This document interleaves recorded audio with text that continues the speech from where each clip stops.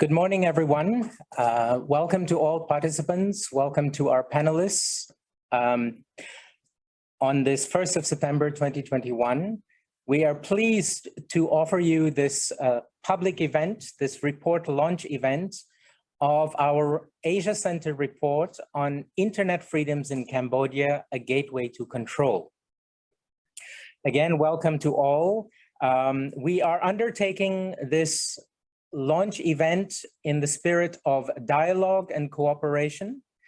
And we look forward to a constructive discussion on the way forward to enhancing internet freedoms in Cambodia. Before we start, let me just remind you of the usual guidelines that is appropriate for the conduct of such webinars. First of all, please note that participants are muted upon entry. Videos are permanently disabled for this session. This is to ensure a smooth functioning of the event. Zoom QA, question and answer function. Please use the Zoom QA function or the raise hand function if you have any questions. You will also receive updates from Asia Center team, which will be put in the chat box as we go along. And we will share live links and so on that you may share with your colleagues, friends, contacts. And so again, please note these links that you can forward to your contacts, and also please do follow us on Facebook, on LinkedIn, on YouTube, on Twitter, on Instagram. I would like to draw your attention to Asia Center's new reports, latest reports on Myanmar, dismantling dissent, crackdowns on internet freedoms, and on Timor-Leste, internet freedoms under threat. These are a part of a trilogy, including this report on Cambodia. So please feel free to go onto our website. You have the QR codes. Please feel free to read these reports. These three reports go together on the state of internet freedoms in the region. I would like to draw your attention also to our conference next year, international conference on freedom of expression in Asia, from the 24th to 26th of August, 2022 here in Bangkok. We welcome expressions of partnership, collaborations. If you or your colleagues would like to submit the papers, presentations to this conference, please get in touch with us at research@asiacenter.org. That's our 7th international conference, and please note our call for partnerships going forward. We welcome your expressions of interest. So coming to today's launch event, Internet Freedoms in Cambodia, a gateway to control, we have a fine panel of speakers, discussants.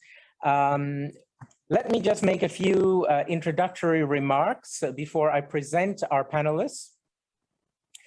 Again, as I said, this is a public event which is undertaken in the spirit of dialogue and cooperation. Of course, there have been concerns that have been raised at the recent developments related to internet freedoms in Cambodia. Please note again that this event is shared live also on Facebook, and you will receive a link that you may forward to your colleagues, friends, and so on. The discussion on internet freedoms in Cambodia is particularly relevant in light of the recent internet policy announced by the government of Cambodia, which would require basically impose a single gateway for all internet traffic in Cambodia. And so this was announced in February of 2016, 2021. I believe it was the 16th of February, 2021, which will require all internet service providers to comply with this decree, with this announcement. And it will require internet service providers to reroute their internet traffic through this single gateway within a space of 11 months, if I'm not mistaken.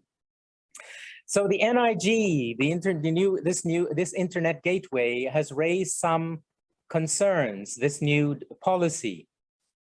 And of course, there is a concern over free speech.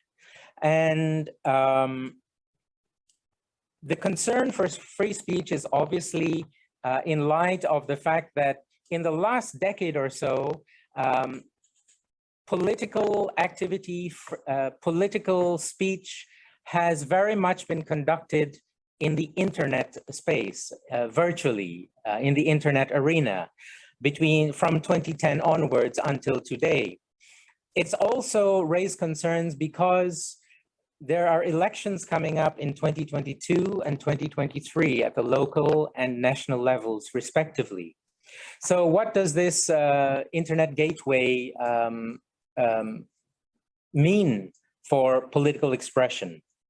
So we have a very fine panel of speakers who will present the topic, the report, and who will discuss the report and the recent developments in Cambodia.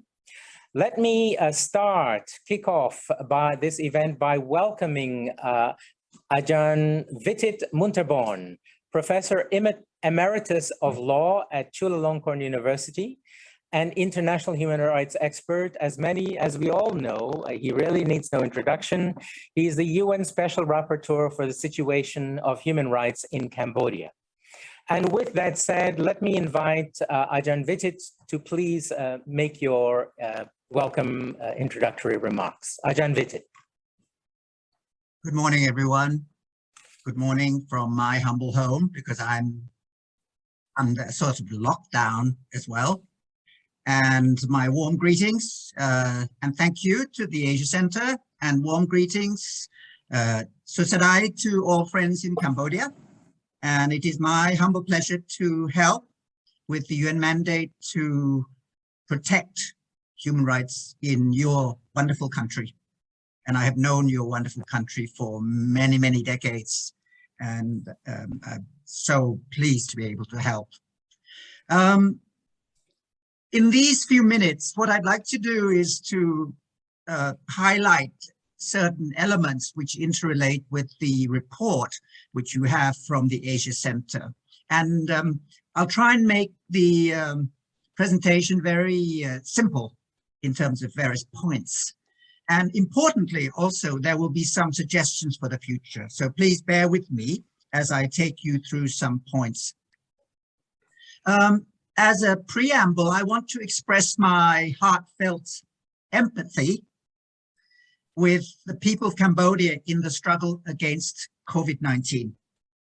And I want to recognize also that the vaccinations have been taking place at a rapid pace. And I want to commend the spread of vaccination to the population. I think over 10 million have now been vaccinated, at least with one shot. So that's a credit to everyone, including the authorities. And in that process, there are some lessons learned, and that's what we're doing here in terms of trying to improve while recognizing some good developments in the country. The first message that I want to convey is this, and it's a message to Cambodia and all countries. COVID lockdown should not become a political clampdown. And if I say that, maybe that's a little indicator as to how we should be looking at the situation at the moment a little bit. And it's a cautionary tale that enables us to evaluate and to interlink with the report, which gives a very strong message of caution. Secondly, I would invite us to look at the report in the context of power relations, and particularly the monopolization of power that may be taking place or maybe has taken place already. And that's why the single gateway, so to speak, the law, the decree, the policy is extremely questionable precisely because it might add to the accumulation and monopolization of power, which is detrimental, sadly, to rights and freedoms in this wonderful country. Thirdly, Cambodia, like many other countries, has some good laws, and you know very well, it's 30 years since the peace process, and many laws have emerged from the peace accords, the Paris Peace Accords, which have helped the country develop. And yet we should also be cognizant of the fact that at times there are also many laws which dampen, which dilute the enjoyment of rights, particularly freedom of expression. In fact, on this issue, I would say that there is over legislation. And the report of the Asia Centre highlights this by listing a whole range of laws, you know, ranging from the criminal code to the internet prakas decree, to the internet gateway, to the potential cyber law, and many other laws. There's a sort of overwhelming morass of legislation, many of which are not necessary at all. And that's why we're here to look at the situation transparently and rationally. Fourthly, what is of concern also is the range of criminal laws, criminal legislation being used against the enjoyment of rights and freedoms, particularly freedom of expression. I come across the use of incitement claim in many cases that I have to act on, particularly the use of Articles 494, 495 of the Criminal Code. So what is of concern is the penumbra, the shadow of criminalization hanging over the exercise of rights and freedoms. When people saying some things, just inviting a sense of tolerance and understanding, and yet they are viewed with disfavor, animosity, and or antipathy by some of the authorities. So we're asking for good space for expression and certain understanding and empathy for the plurality of sources of information. Fifth, there are many court cases which are very worrying. Court cases against human rights defenders, particularly on the environment or on many issues concerning freedom of expression, as well as vis-a-vis members of the opposition, which sadly attests to the negative impact of the various laws that we're talking about, which hamper freedom of expression and other rights and freedoms. Sixth, it is true that freedom of expression, freedom of association, and peaceful assembly, they are not absolute rights. They can be constrained. They can be constrained in international law under the pretext of national security, maybe, or public order or public health. And these are all linked with COVID-19 related actions now. But you may know very well that we have to be very careful with constraints, and we have constraints imposed on the constraints. We have clawbacks on the clawbacks, and we have tests to measure whether the authorities comply with international standards. And the test in regard to whether limitations are reasonable or not include legality, necessity, and proportionality, meaning that the authorities have to prove that if they want to limit expression, the law is there, a reasonable law in compliance with the international rule of law, not as any old draconian law. That's the principle of legality. If they're going to limit expression or assembly, they must prove that it is really necessary to limit those rights and freedoms. And thirdly, the limitations must be proportionate to the circumstances. We have a certain concern here in that several constraints in Cambodia are dubious and are not consistent with the safeguards that we're talking about. Seventh, I welcome the fact that the country is a party to many human rights treaties, at least eight at this point in time, or 9 actually, if you include the protocol to CAT. And there are parameters emerging from these treaties that invite compliance. And as linked with the constraints that I was talking about and the various principles, legality, necessity, and proportionality, we are guided particularly by the International Covenant on Civil and Political Rights, whose Articles 19 and 20 set the parameters of what is permissible and what is not permissible in terms of constraints to be imposed on particularly freedom of expression. And here, sadly, I think the jury, in terms of international opinion, including my humble self, is to question very much the various constraints being imposed in Cambodia. 8, there is the worrying concern of criminal defamation, aggravated by the introduction of lèse-majesté into the criminal law of Cambodia. The messaging internationally that is applicable to Cambodia and elsewhere is that we should move away from criminal defamation. If we really want to talk about responsibility, then we should talk about civil responsibility, liability, not criminal. And that is the international trend, which invites reflection and reform in Cambodia. 9th,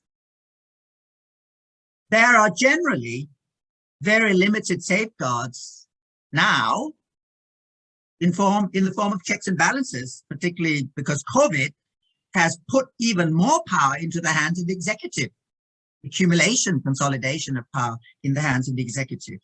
So there's a certain omnipotence emerging, and we have to be very careful with that. It is linked also with the fact that the seats in the National Assembly are under one party. And we also have a question about the quality and independence of the judiciary. But having said that, we want to be positive and look forward to free and fair elections, both at the commune level next year and the year after. We hope there will be space.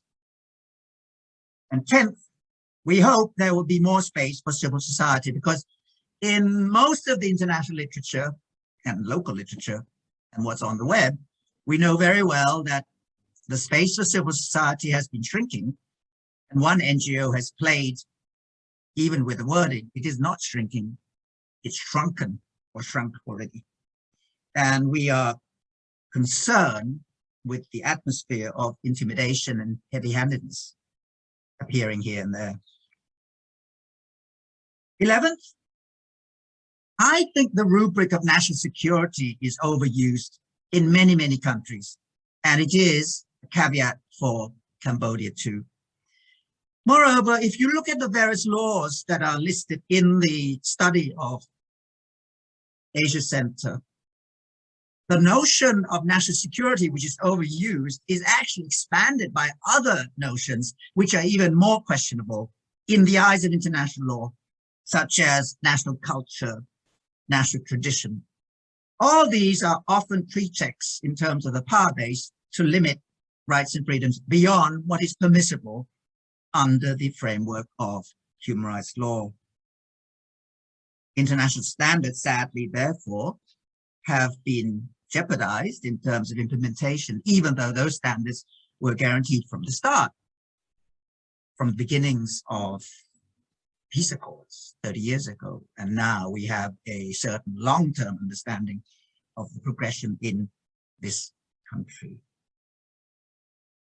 And finally, as an initial contextual consideration to add to the report, There's also been overuse of the claim that actions against freedom of expression, including the Internet Gateway Law, etc., these actions, as claimed, comply with the national law. Actions against freedoms, as claimed by the authorities, comply with national law.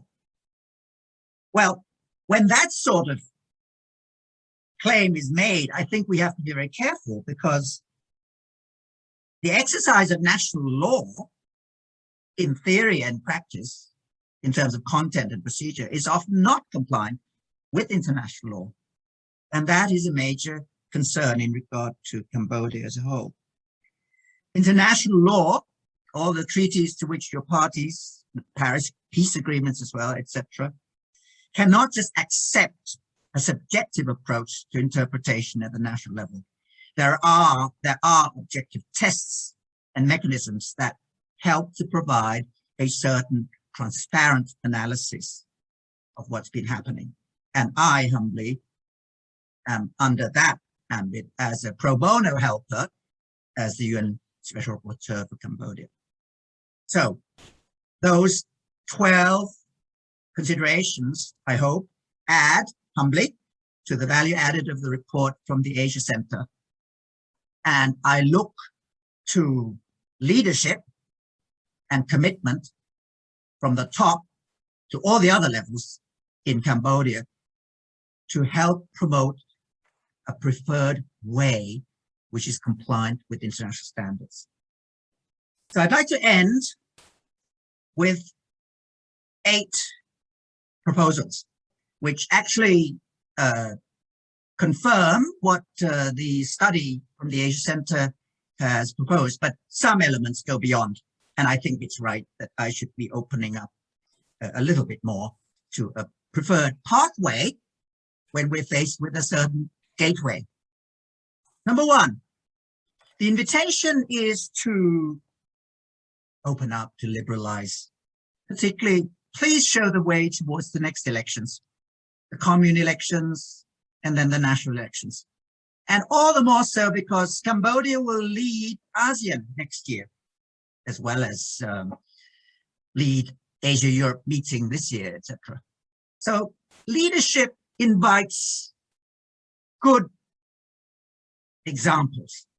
So please reflect on that and carry it through in terms of preferred action. Secondly, the invitation is to suspend, not apply all these draconian laws that have been listed.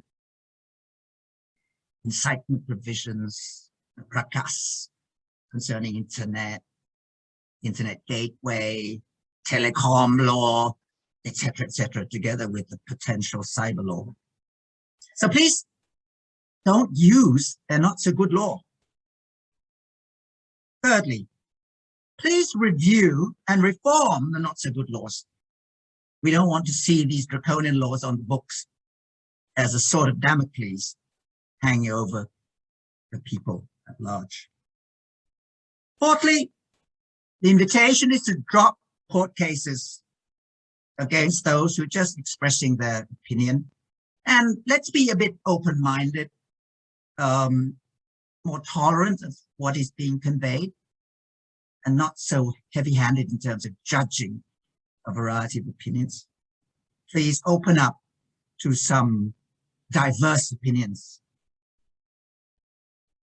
Fifth, the invitation is to comply with international standards, particularly the International Covenant on Civil and Political Rights, together with all the other treaties. But you can be very well guided, particularly by Articles 19 and 20.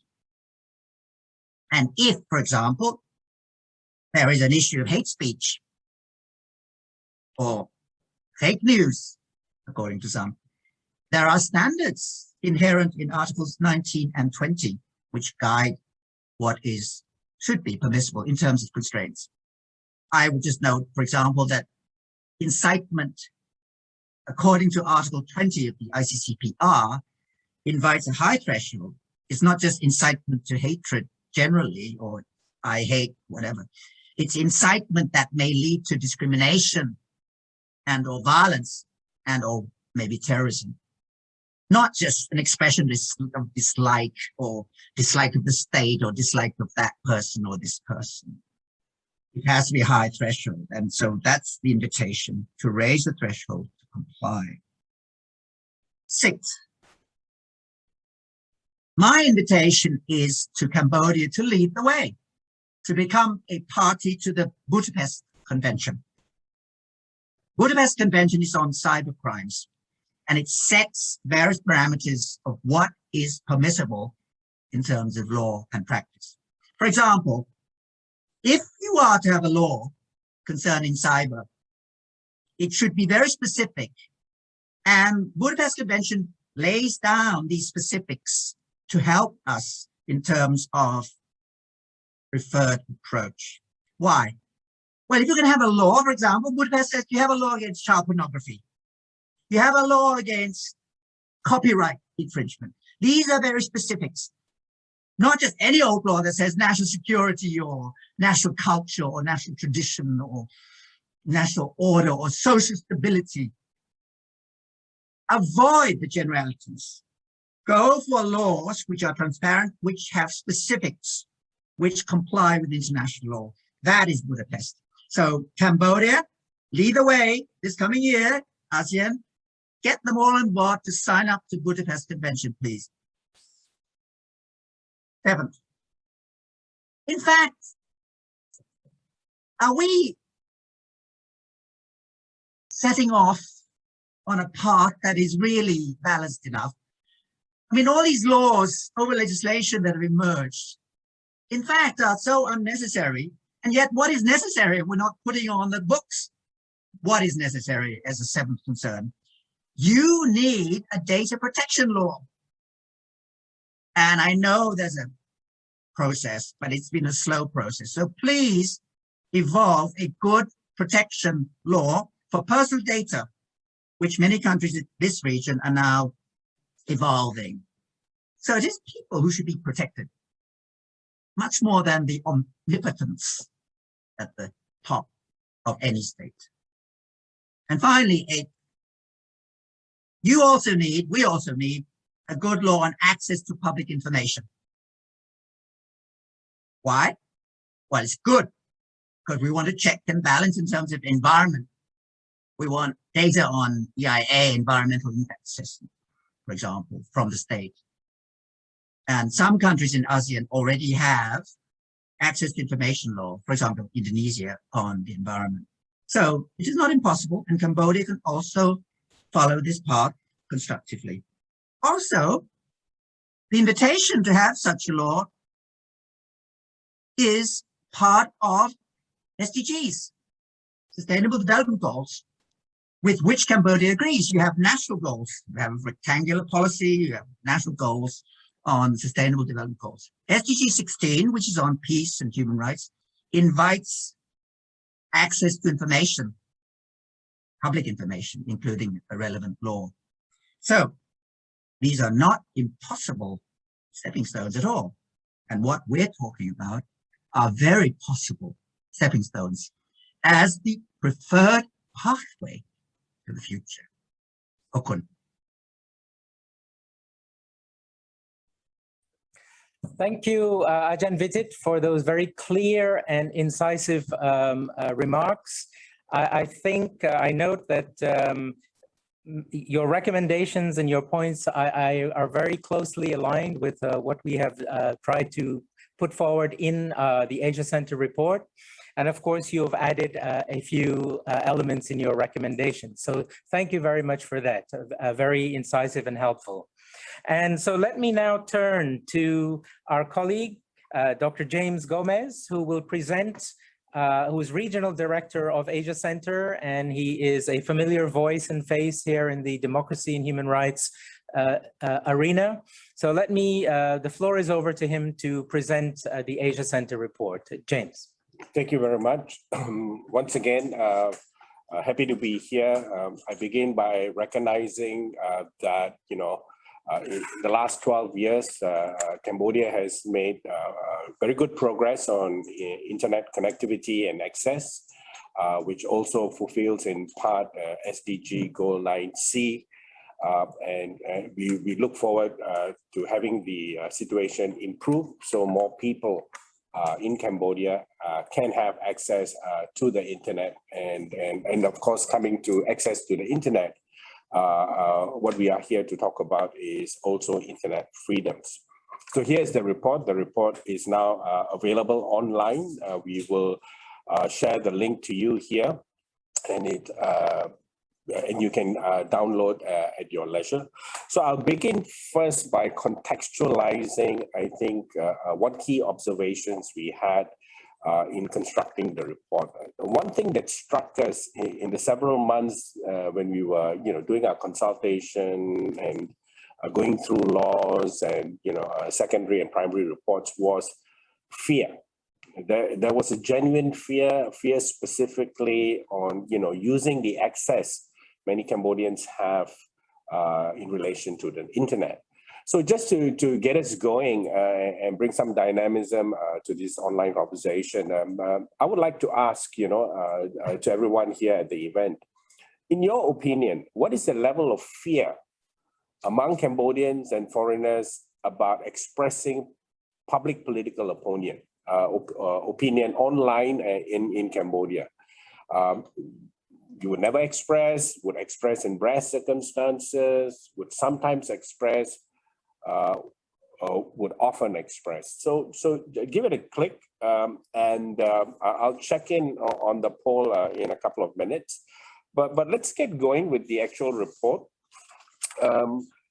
With the next slide, you will be able to see, the rankings of Cambodia in relation to academic freedom, press freedom, and internet freedom.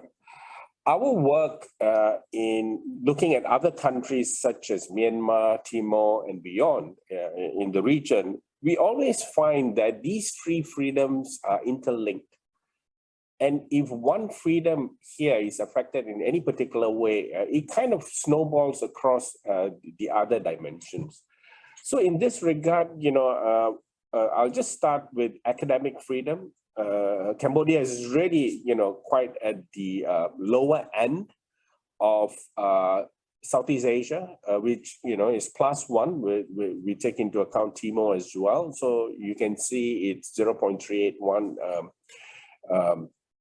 in the index. And then we look at press freedom, literally right at the bottom in Cambodia, in Southeast Asia, Cambodia, ranking 179. And then finally, internet freedom, it's said as partially free, but, anecdotal information, our research, and all that shows that, perhaps there are more concerns in terms of, expressions online, especially political expression. We get a feeling there's a sense of withdrawal for fear, arising from the various, mesh of laws. So moving forward, next slide. I just want to once again flag that, Cambodia has over 52% that is online, over 8 million, and grows day by day. It is number 8 in Southeast Asia or in the ASEAN countries, just to have a sense, only, just before Myanmar. And of all the people who are online, over 70% access social media. So this is just to kind of, provide the context and why, we are having a slew of laws. The next thing I think to look at is really affordability. Again, for 10 gig mobile broadband data at Cambodia, is listed at $9. But then, of course, we need to square it off in terms of the gross national income per capita. So, and you have the figure there. In that sense, affordability, continues to be an issue in Cambodia in terms of, having access. So it's not just the, number of people online, but it's also a question of affordability that we need to take into context. And these are things to additionally address so that people have access. So how does, in terms of imagery, how does it look like in Cambodia? So first of all, I think we need to recognize the internet is being excised through mobile devices, the majority of it. This is not unusual. It's a pattern we have seen in the other countries we have studied, like Myanmar and Timor-Leste, reports of which are available, and also generally in our broader survey of ASEAN member states. We have new users, all added primarily in the last 12 years. So with new users, there's also a need for digital literacy as well. And we expect these numbers to grow. If you track SDG developments broadly, you will see because of COVID, the last one and a half year, some of the progress across countries in the region has kind of, dropped back a little. But broadly, SDG 9, SDG 9C, most countries, sort of go along. And then we'll have to also look at the telecommunication companies. When we are talking about internet freedoms, I think we need to do a bit of a dive to look at who are the owners of these telecommunication companies. How are they connected to each other? How are they connected to those in power, the political elites? Because it tells the backstory on how they share information, how they monitor, how they surveil. So I think this is something that's not clearly articulated and has to be captured and brought up to the fore, and also, provide transparency. Our main takeaway is self-censorship is omnipresent. And broadly in terms of political expression, and increasingly in terms of online expression. And it arises from this culmination and solidification of fear from persecution, harassment, and incarceration over the last years as the laws get tighter and tighter, and especially around internet. It's the monitoring, the fact that whatever, that you could even put out privately or publicly could be used to wrong-foot you politically. So as a result, it's thick, this omnipresence of self-censorship. And Asia Center reports is really about how do we move forward from here? How do we, allow, all citizens, not only in Cambodia, but, around the region worldwide, to be comfortable in accessing the net. So I'll just sort of briefly highlight the suite of laws, starting from the Constitution. 1993, there was articulation that, the UN Charter, the UDHR would be respected. But we see along the way there have been qualifications already on the first principles in the Constitution that, these freedoms can be redacted simply because of national interest. I mean, the 2018 amendment clearly articulates this, that your freedoms, needs to be subsumed under national interest. So already at the word go, at that principal document, we see there's a non-alignment, moved very far from almost 30 years ago. So in the penal code, there are several problematic areas. These are enumerated in the report. There are concerns about defamation, false information, offenses arising from conspiracy or plotting, as well as incitement, and more recently, insult, less majesty law similar to in Thailand. So these have been, used to discipline online communication. And what we've noticed across the region, right, is an evolution in laws. As more people come online, as they move from accessing information from websites to social media, there is a shift in the last year and a half from disciplining false information or fake news and using that tool of legal discipline for political reasons to a one-stop switch off tap. That means to choke the internet. So if we flick back to the SDG 9C and say, hey, 70%, 80%, 60% online, that doesn't necessarily mean they have internet freedoms, because we are evolving from penalizing and politicizing fake news legislation to a one-stop switch where internet shutdown and throttling of speeds is beginning to the way to go. And it's topped up with surveillance, where privacy and your data is not respected. So that's where the fear is. And across these laws, such as the law on telecommunication and the interministerial prakas, what is key is the power the state gives itself and its officials to monitor and surveil and provide service data on its users. And it's vague. There are inter-ministry collaboration, and then the authority, on which they can do the surveillance is also vague and unclear. So this is the problem. Now, I will just, before mentioning the National Internet Gateway, just do a sidetrack to cybercrime law. Now, again, the cybercrime law has a couple of instruments there that we should take note. Again, the monitoring, the collection of data, and the request to provide these data. It also has another dimension, which is, penalizing fake news.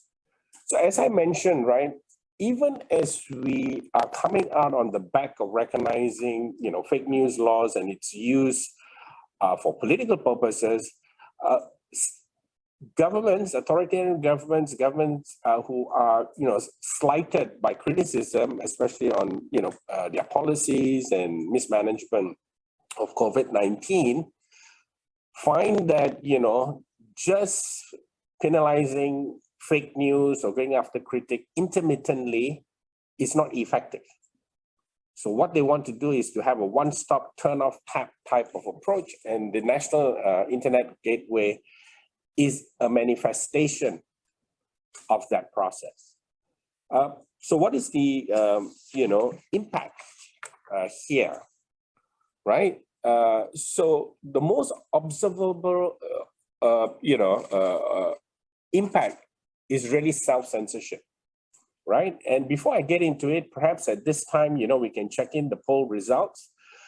So we have about those who took part in the poll, we have 17% who said they would never express anything. That's pretty significant. And we have 41% who say they would express in rare circumstances. And then 34% says they would express sometime. And those who would often express freely, that's 7%. So we can see that, there is, a good amount of reluctance to express, public political opinion publicly, especially online, right? Now I'll just go back to the impact of all these legislation is self-censorship. So what's happening online, even if you have internet access? First, the first behavior is refrain from posting and sharing. So this is something that we can observe. This is something that we have been told during our consultations. But people do consume online privately, secretly. They watch others and see what's going on online, but they are not actively engaging and designing content and creating content and sharing it. In extreme cases, right, they even cease accessing political content because of this highly, surveilled environment. Because monitoring is so obvious, and there have been many incidents that people's privacy, private conversation had leaked onto the public place.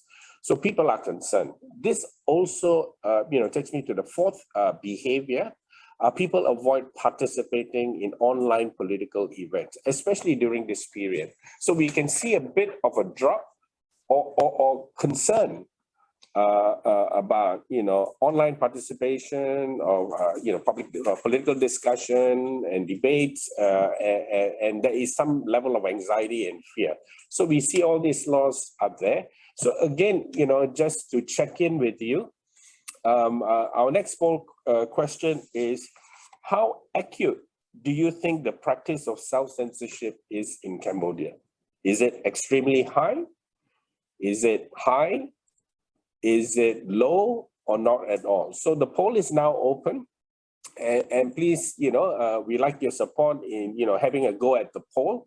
But as you do have a go at the poll, let me then quickly in the last few remaining slides just outline some of the other observations we have made following the law. These are things that are known, they are in the public domain, and they have been recorded in documents as well as through our conversation. We know the incident of using tax obligations to force closure of online media. We have the blocking of websites and content that are critical of policies and officials. We have had instances where electricity has been cut off. And there are penalties around disseminating fake news and internet shutdowns and slowdowns. Now, again, this is not unique to Cambodia. We have seen a lot of these measures used since September 1 in Myanmar. So again, a kind of a pattern emerging across the region. And also the controlling of narratives. There's a deep desire. The biggest concern is the states, right? The governments, they have lost the capacity to shape the narrative, because the narrative is, shaped by online users, online social media. So because they are unable to control the narrative for political purposes, they need to use other tools. So here, especially around elections, we see that online news sites have been blocked. There are tighter regulations on reporting, and people have complained of being unilaterally added to WhatsApp group and to be at the end of receiving narratives and information which they don't want or don't share the views on. So this is something to take note of that's happening and has been raised as a concern that might happen in the two elections, communal and national elections, that will be coming up in the next year and year after. And then a great concern about online surveillance, especially when telecommunication companies they operate as oligarchy, and there are no separation between those in power, officials and business people. So there's it opens a back door on monitoring, surveillance and tracking. We have received, numerous feedback on, eavesdropping on private communication and using these conversations as evidence for persecution. And of course, disproportionate arrest of human rights defenders, political activists, and also some former opposition members and supporters. Finally, there is an active, so we talk about laws. We talk about the impact it has in terms of people wanting to, access and share information online. At the same time, there is, once you control that space, you then, put out your own propaganda. So you have media and social media manipulation using bots, fabricated content and just pure lies that are pushed out over the media and social media. So all of this is to shape a particular narrative. So I'll just end here with some key recommendations. I've highlighted some key laws, and we call for these laws that infringe on comfortable access to internet freedoms to be revised, amended, or repealed, especially Constitution, Article 49, and several of those elements in the Penal Code, including, this monitoring component and the authority given to officials under the law on telecommunication that they safeguard privacy. It's the same with the interministerial praxis, that these should be aligned with international standards, including the cybercrime law still in draft. Here I can make a point that many countries, or several countries, including the case in Myanmar, did draft these cybercrime laws that target for fake news and give more powers of monitoring and requesting ISPs to provide data on users, but they stall them because it's no longer that effective for their political purposes. They prefer the one-stop, switch off the tap or monitor you all at one place. So that's why we are seeing the National Internet Gateway, and we call for a straight repeal. I'll pause here now and pass over the time to Robin. Thank you, James. Thank you for that overview of our report. And again, I note that the points, substantive points and recommendations that we make in the report are very much in alignment with what was offered by the Special Rapporteur, Professor Muntarbhorn. So in the interest of time, James, maybe I could just ask you one quick question, and perhaps maybe keep the answer short. To keep to time. Professor Muntarbhorn offered some recommendations. We have offered some recommendations, but my question is beyond the traditional kind of advocacy of repeal this, amend this, do that. How can we take forward the discussion, the dialogue, to make a positive impact? What are maybe some processes that we can adopt? Yeah, I think in terms of one thing to try to bring down this level of fear and self-censorship is really to speak more about the need for data protection and privacy law that will have independent oversight, especially on the actions of officials and to monitor the intersharing of data between ministry and being used for political purposes. So I think that's important, and also when we are accessing information, to ensure that whistleblowers are protected. But beyond that, one other suggestion really, and we have a few more in the report, is really, I think in the Cambodian case, I think the technology companies need to do more. They need to really call out, misinformation and disinformation that is being put out by officials and, other individuals, and take them to start tasks on the standards that, the companies, pledge they follow.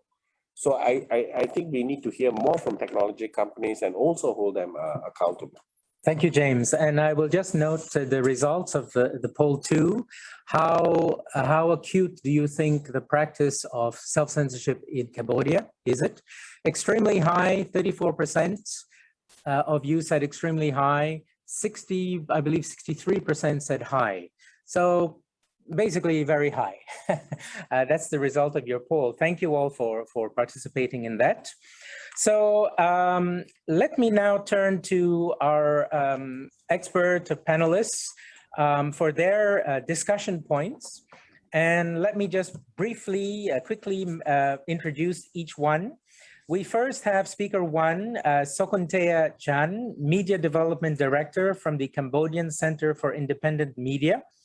We have Khortieth from the Research and Advocacy Manager. He is Research and Advocacy Manager from the Cambodian Journalists Alliance Association.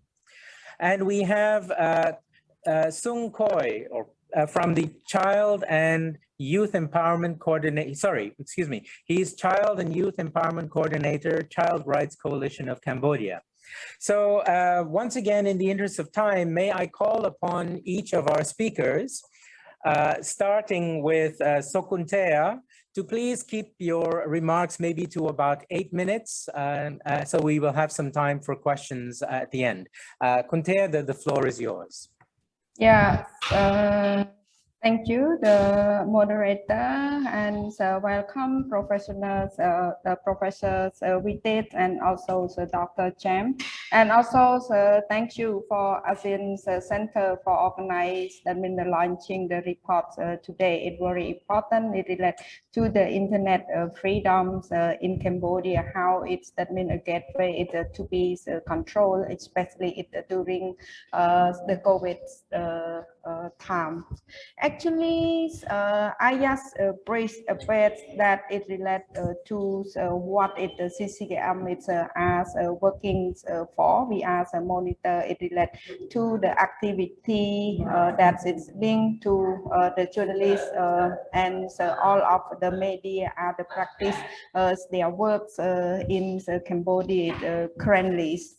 Actually, according to the data from the Ministry of the Information, that means the journalists both independent and it's not independent. They were registered in Cambodia. It's 4,280, and amongst that numbers, only 496 they are the women. If we compare the data, it's only around 12%. They are the women, and it shows that the number of the women they are that means they are works after journalist field. It's very low. If we compare, that means the statistic of the Cambodian people, 51% are female.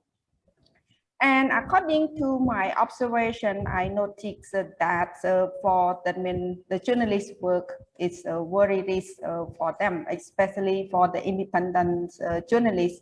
When they are record, it relates to the human rights issue, it relates to the environmental issue, it relates to the political issue, or the other sensitive issue. It varies high risk for them, especially for the women when they are gathering the information at the remote area.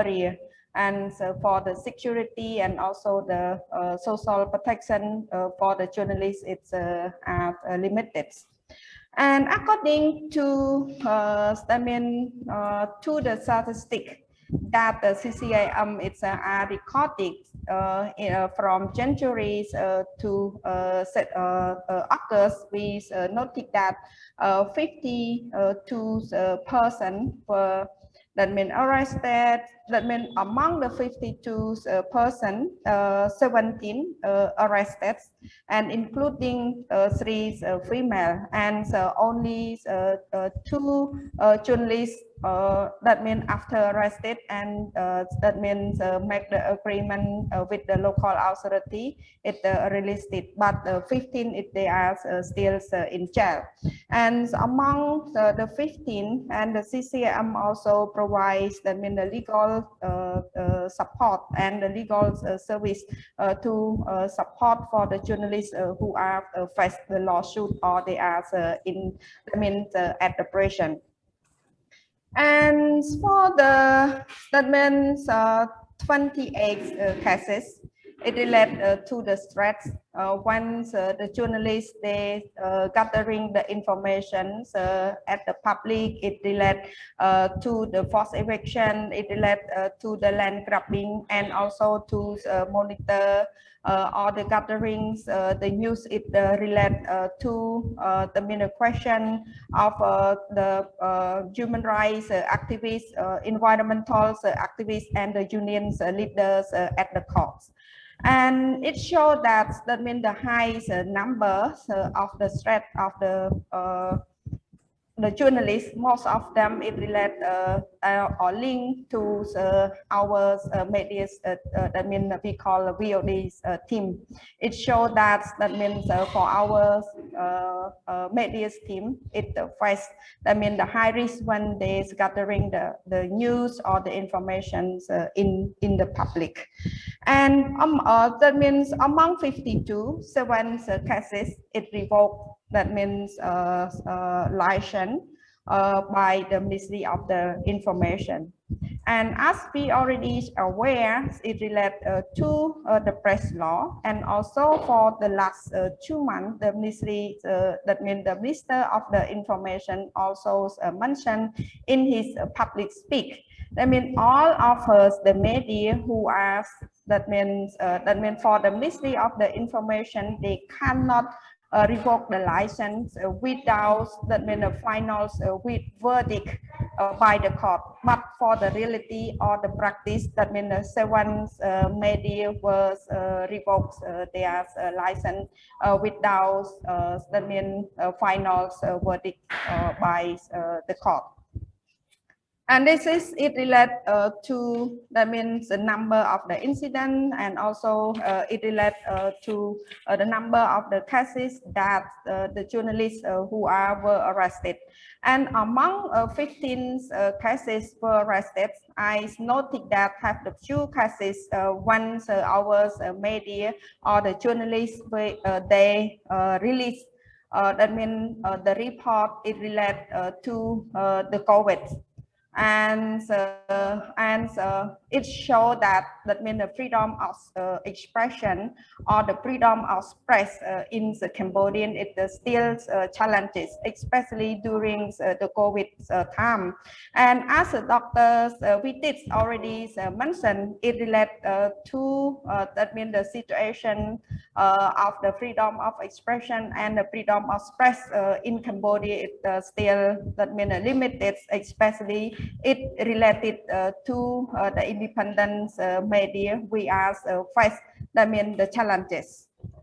And during the lockdown by the Cambodian government in April, we noted that for the independent media and some of us, that means the media, we are not balanced.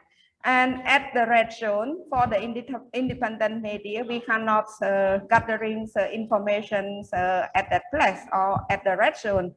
But for the others media, they can access or they can gathering information at the red zone. And so actually for our VOD team, we also try to request to the Ministry of Information to ensure we can gathering the information at the red zone, but finally we cannot get the permission from the Ministry of Information.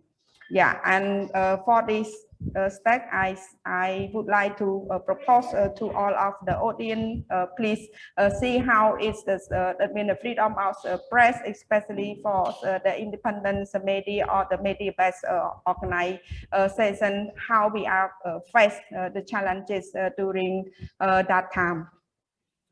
And for the other issue, it relates to the ING or the NIG and the others law that the government is adopted during the pandemic, and also the other trust law. It restricts to the freedom expression. Both for the internet user and also for our ordinary person and the civil society, including the media and the other stakeholders.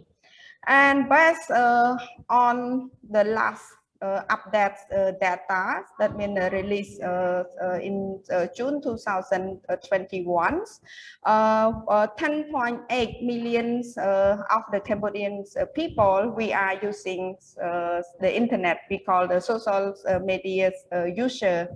And like the Mr. Moderator already mentioned, the new internet gateway that been adopted by the government in February, 16 February 2021. Without consultation with the civil society stakeholder. And some of the article, yeah, we especially the articles number 6, the article 12 and the article 14 and article 15, it shows that it restriction to the internet user, and for our data, that means was control, and for the internet provider, it's also control. That means keep our records and our information. It shows that as we are the internet user, we are concerned about that.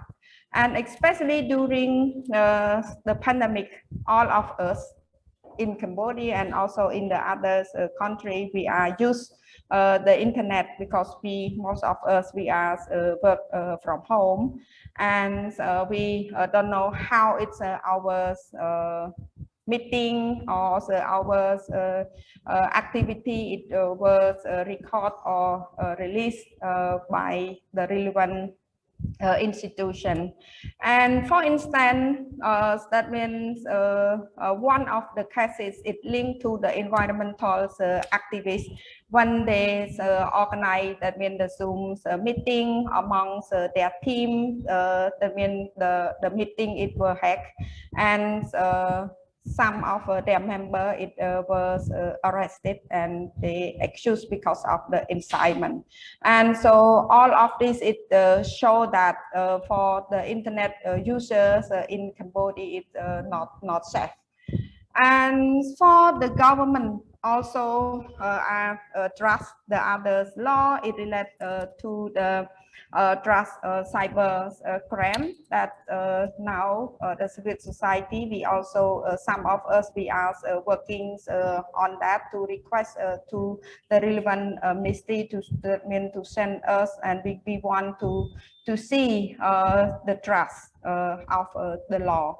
And also the government is a plan to trust the cyber security law.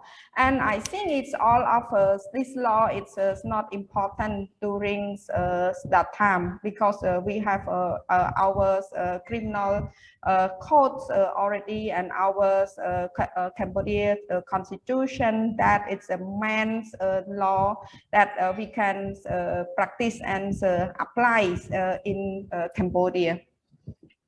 And relate to the recommendation that I would propose to the government and also all of the stakeholders, that please open space for the civil society, including the media. That means we can practice or exercise our right freely, without fear, without stress, and also no arrested.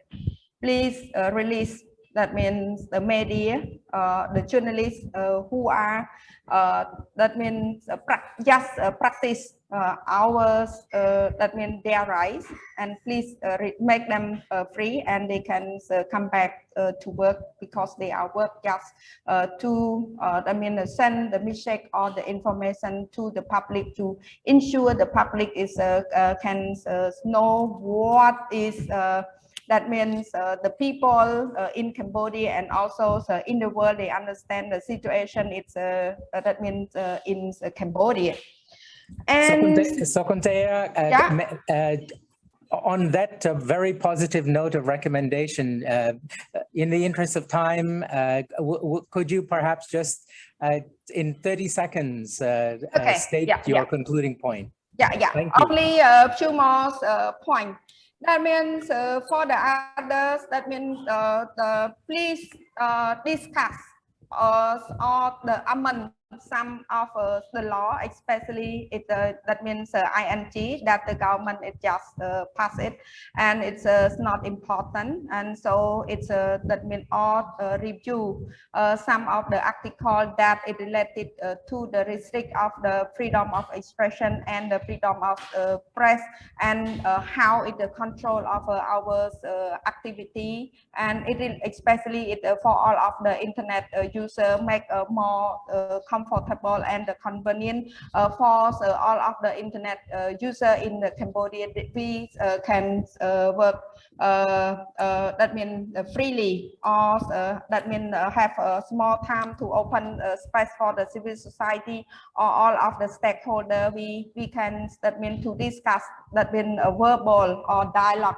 directly how we raise our concern related to that means both that means the sub-degree already passed it, and also the new law that the government is planned to adopt it very soon. Yeah, thank you. Because sorry, it's a run of the time. No problem. Thank you very much for your points, your discussion, and I take the opportunity to note that you have effectively answered about 4 questions that came through regarding the role of journalists and civil society between you and Professor Muntarbhorn. So thank you for that. Let me turn to our second speaker, Khortieth, Research and Advocacy Manager, CamboJA. And may I ask you, Khortieth, maybe just in the interest of time, to just keep it to about 7 minutes or so. And I will ring a bell so to remind you. Thank you so much, Dr. Robin. Thank you. Right. Among all many challenges facing Cambodian journalists, the fear of legal trouble continues to be a daily part of the job. The journalists often feel intimidated or threatened by government action, whether it's police stopping journalists from filming, or whether it's legal action taken against journalists who are simply doing their job. From January to August this year, 2021, CamboJA recorded 37 cases of harassment against journalists, which is happened on 54 journalists, including 4 female journalists. They include 20 journalists were arrested, 9 got violence, and 7 media outlets were revoked, and 4 were legal action. Number 2, news report on sensitive issue remain the primary concern among members of journalists in the kingdom. The data from a study called Challenges for Independent Media 2020 of CCIM record that 90.65% of respondents say they are concerned reporting corruption scandal, followed by over 85% of respondents who are concerned reporting political issue, and over 80% of respondents who express concern when covering human rights abuse. Number 3, the self-censorship among members of journalists resulting from law and regulation is also another concern that CamboJA and dozens of NGOs expressed on the occasion of World Press Freedom Day this year. The 2020 survey reports over 81% of respondents say they have experienced self-censorship because of the current political situation. Number 4, the COVID-19 pandemic has unfortunately witnessed further restriction of freedom of expression online, as evidenced by the sharp increase in the number of fake news, accusations, and arrests that took place during April and May last year. At the peak of the pandemic, over 40 people, including journalists, former opposition members, and ordinary citizens, were arrested for questioning the government's handling of the crisis or expressing concern about the virus in online posts. The most well-known example is the case of Sokunthea.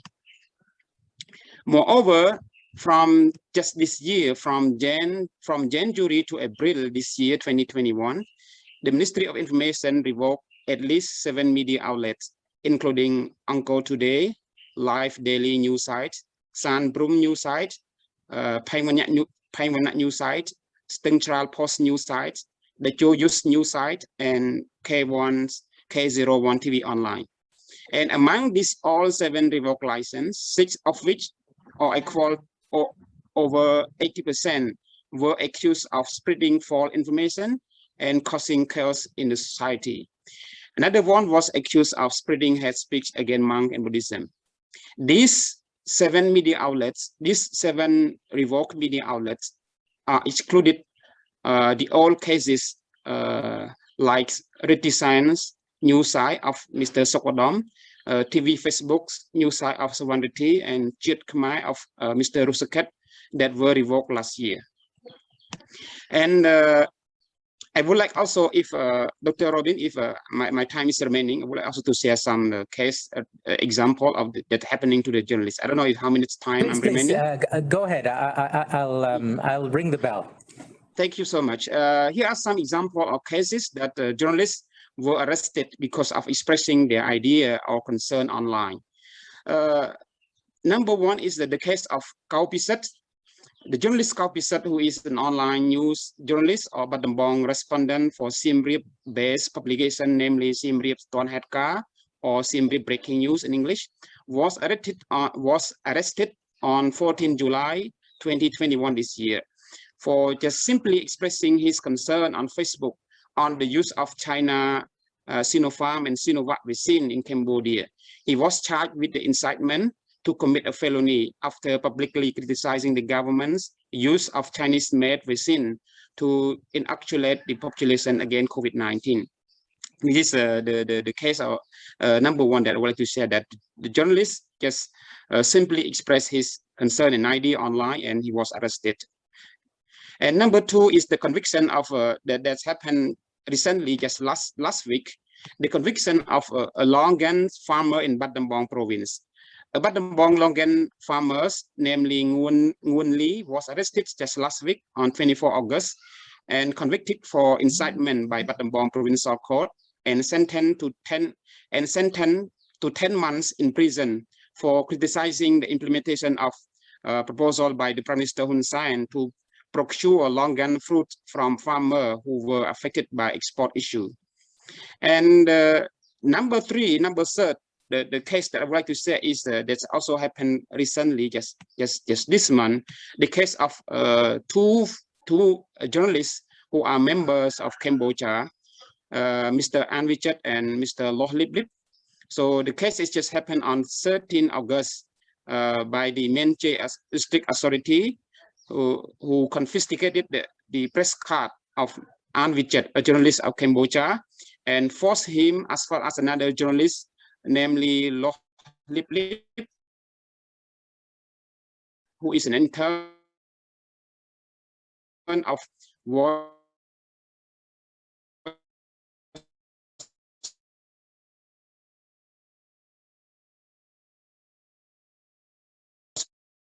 Democracy VOA, and he's also of a village Protestant who were demolished their house, Menche District, Phnom Penh. So this is just related to their, their job, their daily jobs. And another case that I would like to flag up is also the case of sexual harassment and attempt rape of a TV presenter, Mien Pachita, that's happened on May this year, 2021. It's also another case that to be highlighted, that he was assaulted and attempted rape by a powerful tycoon, Heng Seer. So these is the 4 cases that I would like to share to the participant today. So thank you very much, Dr. Robin. Thank you very much, Khortieth. Thank you for that, for your discussion points, for your briefing. Let's turn now to Khoy Soung, Child and Youth Empowerment Coordinator, Child Rights Coalition. Please, the floor is yours. And if you could, as I said, maybe 7 to 8 minutes maximum. Okay, thank you so much, moderator, and thank you so much to Asian Center for providing a great opportunity for me to share about the perspective of the children and youth regarding to the internet freedom in Cambodia. So I'm going to share 4 important things related to children and youth perspective regarding to the internet fee. Children and youth issues or challenge in usage, internet usage. And second, I will say about what initiative led by children and youth in relation to internet freedom. And the last, I will say about CLC Cambodia support children and youth in relation to internet freedom.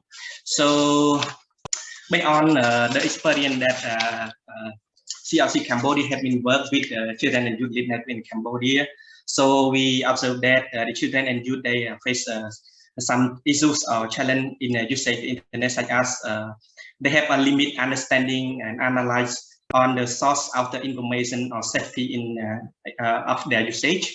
And the second, they seem to fear expressing of their opinion online, leading to self-censorship. For example, they avoid sharing their opinion or their own political opinion online or participate in the political event, and instead refer to simply read or listen to such a content as they are afraid of to get into any trouble. And they are strictened when they make a sentence about about the human right, about the social justice, about the public interest. So, for example, a few months ago, so the youth activists from the mother was arrested from the youth of the mother nature team, and maybe some of us already aware about that. And one more point that I think our youth have a challenge on that about the access to the news outlet and other website periodically blocked. Yeah, this the key challenges that our children and youth face related to the internet and usage. Yeah. So another thing that I'm going to say is about what children and youth want regarding to the internet freedom in Cambodia. So the first mean that no particular blockage or concerns content they strongly want to access. And second is cyber protection for them. And third is strong data privacy and protection for them in terms of for their study or for their researching any whatever. And the fourth is support from civil society organization and meaningful public participation when drafting new law or that may impact the freedom of expression or public access to information. And the last for ensuring the technology company better inform their own policy and community standard by flagging this information on their platform, especially for the information directed to the children and youth. Okay, so for the initiative led by children and youth in relation to freedom, especially during COVID-19 pandemic. So the online campaign, for example, the children have conduct online campaign on child protection in relation to the digital environment of climate change, research or survey and rapid assessment that review to ensure our children and youth have a strong evidence in sharing in terms of public awareness or advocacy platform, and peer-to-peer education in terms of motivating children to more active engage in social activity and also understanding about social and online protection as well. So the government advocacy for the best interest of the children. So I think our children and youth, so mostly we have a switch from offline to online. So many activities have been conducted by online. So our children and youth, they are really easy to raise up their concern, their opinion, or their recommendation to the government. So I think this way is very effective for the children and youth to share, to express about their opinion or issue regarding to the child well-being or something related to the social. And the last is engage children and youth in regional international mechanism on the matter in order to amplify their voice for special intervention or improve their knowledge as well. For instance, Child and Youth Lead Network have joined the Delegation Asian Forum, UPR, or Sustain Resilient Recovery from COVID-19 pandemic SDG Forum as well, that CLC have been engaged them to participate, to raise their voice. So the last point is what Cambodia, CLC Cambodia have been support children and youth lead work in Cambodia to amplify their voice, to exercise their right through the internet freedom. So we have built the capacity on using online platform to ensure our children and youth they have a safety when they use on online platforms as well, when they use in terms of learning or in terms of social activity. And we have create online space for children and youth to express their opinions, such as a Child and Youth Lead TV talk show, or we have created a Child and Youth Lead Facebook page for them to disseminate the article or the video or the talk show regarding to their right or to the social activity to promote public understanding or for special intervention from the YouTube better. And we also link them to conduct online dialogue with the government agency based on the issues that they face during COVID-19, some, for example, education or child right or child protection as well. And supported them to conduct a rapid assessment to decide the advocacy agenda with the government agency and key stakeholders, and supported them to develop photo, quote, and video clip for posting on social media to highlight the view of the children and youth. And we also engage them online consultation to uphold accountability for youth better, so that the children they can claim their rights. Thank you so much. Thank you very much, Khoy, for your remarks, for your recommendations in relation to the place and role of youth. So thank you to all our speakers. Let me remind you, we have already received a range of questions, and please feel free to send through in the Q&A feature. So please also take a moment. We will be sending you a link to complete our survey and give us your feedback on this event. So we have a few minutes left for the question and answer session. We will go a little bit over time, maybe 10 to 15 minutes over time to try to take some of your questions. As I said, we already have quite a few. Let me just give you a sense of where the questions are coming from. Of course, Cambodia, from Myanmar, from Indonesia, from US, from Philippines, even from Tallinn in Estonia, and so on. And the range of questions, if I may group them together, concern, well, what is the impact of the National Internet Gateway? What is the impact on CSOs? And I think we have had already good discussion and answers on those questions, on that particular point. What is the impact, or what is the similarity of the Internet Gateway and the current state of the Internet to, for example, firewalls in other countries, notably China and other places? What is the impact on journalists? That has also been addressed. So let me just take a few of these questions, and maybe I will address them to each, a question to each one of you, starting with, maybe let me start with Sung. There is a question from the audience, the participants. The question is, what can the international internet community do to ensure internet freedoms in Cambodia? This is coming from Washington. What can internet international internet community do to ensure internet freedoms in Cambodia? And Sung, I address that to you. Khoy, I address that to you. And maybe you could speak to the role not only of youth in Cambodia, but also, would you have any suggestions for the youth in Thailand, for example? How could they help you in Cambodia? Sung, Khoy, maybe a minute or two over to you.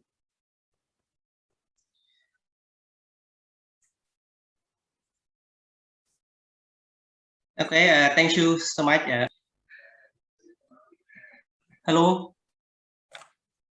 Hello? Yes, please. Do you hear me? Do you hear me, right? I hear you. We hear you. Okay. So because my internet connection is very unstable right now. Sure. Okay. Yeah. So I think this is a good question, and this is not a challenge only for children in Cambodia, but I think it's the issues as a whole. So I think the international community stand up to ensure that children have a freedom in using the internet free. I think the first is need to make sure the standard or the guideline that have been trusted and make sure it reflect to the children and youth perspective or not. So I think the first when we develop any standard or any guideline or principle or policy, need to make sure the guideline of policy have been reflect to the perspective, have been reflect to the concern or to the recommendation of the children or not. If possible, I think should be engaged or consult with the children and youth before develop anything. The first point that I think we need to focus. And another one is I think we need to ensure the guideline that we produce is make sure well protected to the children and youth by an age level, because the internet usage or internet freedom for children and youth have used in different level and age. So we need to make sure in age level it reflect to their usage or not. It is the one point that I think. And I think another one point is should be together, empower and encourage, or tell the children and youth what about the safety of internet usage, what they should do, what they should not do, to ensure it well protected, to ensure they have feel confident when they share anything on that. So yeah, I just say on that. Thank you so much. Thank you very much for that. Of course, the spirit of the question regards obviously not only the people and the youth of Cambodia, but certainly across the region.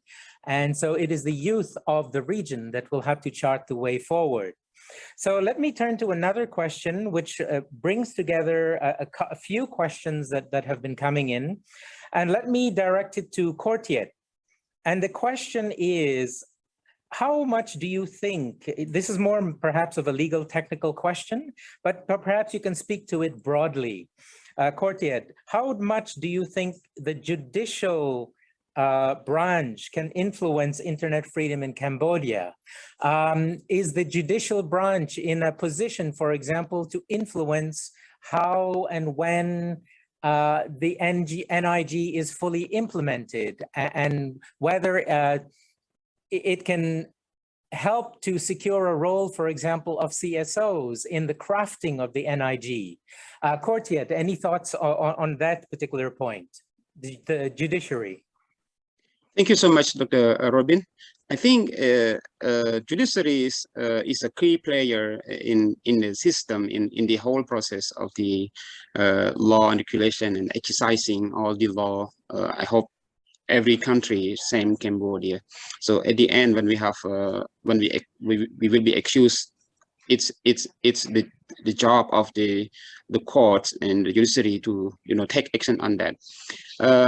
From our observation and experience, all the cases that happened to journalists, it seemed like, when the local authority tried to, when they arrested or accused the journalists and sent to court, and the court just processed their judiciary process, it seemed that I also used to monitor on trial. During the trial, it seemed like the court doesn't fully understand what is the really law's context is about. For example, the press law in Cambodia.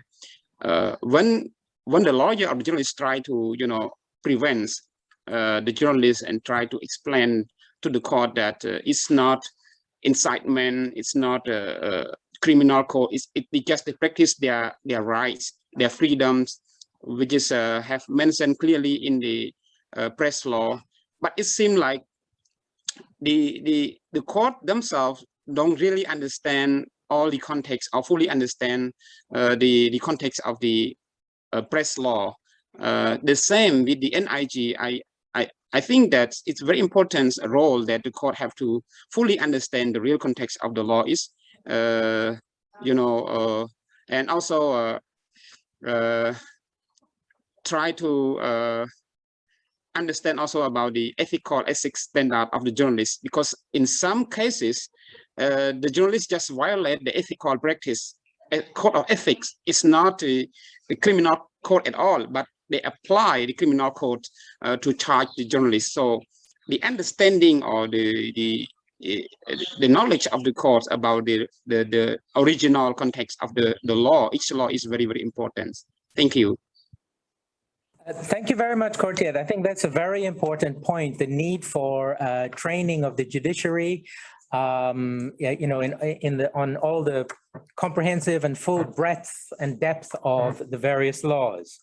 One more question which I would like to address to Sokunthea, and this also may be more of a technical question, but I wonder, Sokunthea, if you have a sense, could address this question, which came from several of the participants. There are at least 3 or 4 questions, so I'm consolidating them together about this point. Is there a sense of how these new internet gateway, how does it resemble, for example, the firewall in China or other gateways in other countries? Do you have a sense of the design and how it might work in comparison with others? Sokunthea.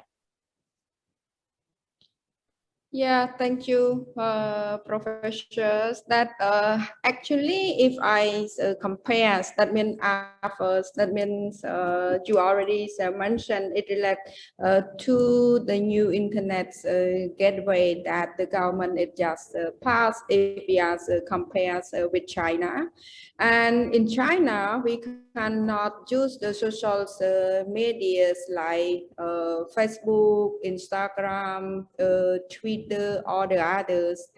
We can use only we call WeChat.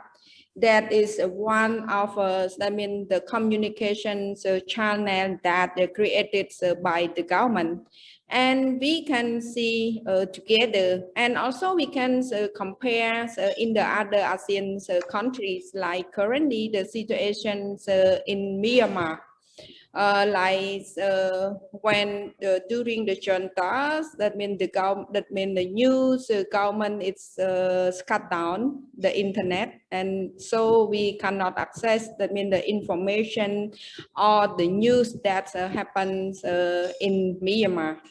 And if we can see in Cambodia, like I already mentioned in my remark, that some of the articles, especially the articles number 6, it shows that it restriction to the internet user. And this is what the civil society, including myself, is the one of the internet user. We are express our concern, and that means in the upcoming years, the government will be fully implement the NIG, And so Cambodia will be organize the commune election and also the national election the upcoming year. This is what we are concerned. And we come back to 2017, 2017 and 2018. Cambodia did organize, that means the commune council election and also the national election in 2018. The government cut down the internet. And so we are concerned about that. All of this is the bad experience for Cambodia and also the other country. It's related to the NIG. When the government, that means before in 2018, the government, that means Cambodia is not just have or not adopted the ING yet, but it's now the ING we have in hand, and the government it will be applied very soon, and we are concerned about that. So all of the internet user, we want to free to use the internet as much as we can. So no self-censorship and also no control. Yeah, thank you. Thank you very much for that, your answer to this, very intriguing question. And so I think in the interest of time, we will have to leave it there, wrap up. There are a number of questions, very interesting questions that we may, correspond with you directly, the participants, by email. Broadly speaking, these remaining questions concern the role of CSOs. There was an intriguing question about should we have a regional charter, for example, regarding internet and so on, access to information. So these are points that we will be happy to engage with you via email or otherwise. Let me try to wrap up the session. Yes, in the following way, you have before you a slide. Please complete our survey questions there is the QR code. Please give us your thoughts on this event. So please scan here and send us your responses. Also, here is a code to access our report, which is available online. So please peruse our report, share it widely, and we certainly look forward to your recommendations and feedback about the report. So we welcome that. And this is, again, the third in a trilogy regarding Cambodia, East Timor, and Myanmar. So these are the two other reports that we have mentioned: the Dismantling Dissent Crackdowns on Internet Freedoms in Myanmar and Internet Freedoms Under Threat in Myanmar. You can access and read these reports here. You can scan here these codes, QR codes, and access these reports. I remind you of our 7th International Conference on Freedom of Expression in Asia in 2022, 24 to 26 August. We welcome expressions of interest for partnerships for that conference and look forward to receiving your contributions. So as I thank you, I just want to reiterate what we said at the beginning, I said at the beginning of this event, which is that it is undertaken in a spirit of dialogue, right? And we echo the sentiment of the Special Rapporteur of empathy with Cambodians, and we are looking for constructive ways of addressing concerns in Cambodia.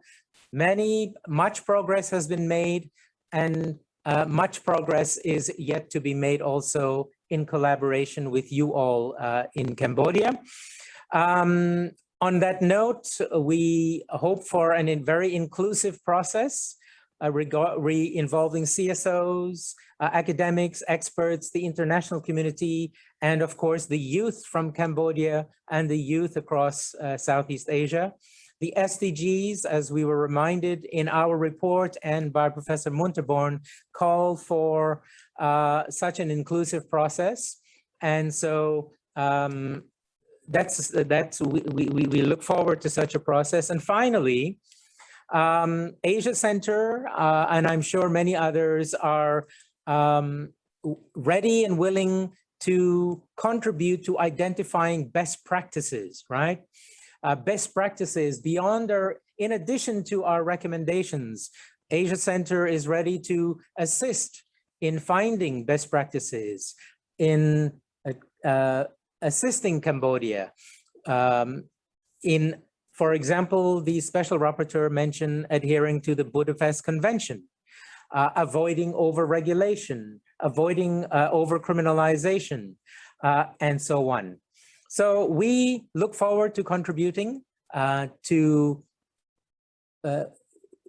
you all, to your process of finding solutions, and we remain at your disposal. So thank you all very much for your participation, to the excellent panelists and to the participants who have joined us today. Thank you all and keep safe. Okay. Thank you. Bye-bye. Thank you. Thank you. Bye.